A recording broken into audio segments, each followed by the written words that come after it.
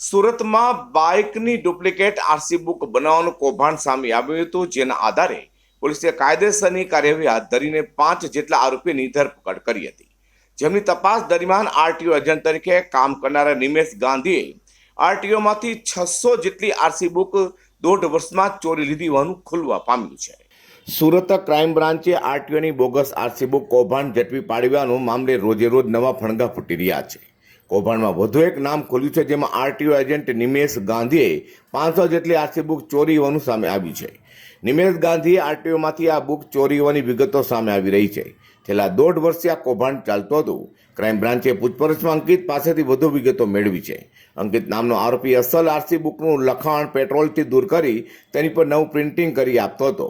અંકિત આ કામ કરવાના એક આરસી બુકના 1500 રૂપિયા લેતો હતો. સુરત ક્રાઇમ બ્રાન્ચે વધુ તપાસ હાથ ધરી આગામી દિવસોમાં વધુ ખુલાસા થાય તેવી શક્યતા રહેલી છે. Bureau report G24 news.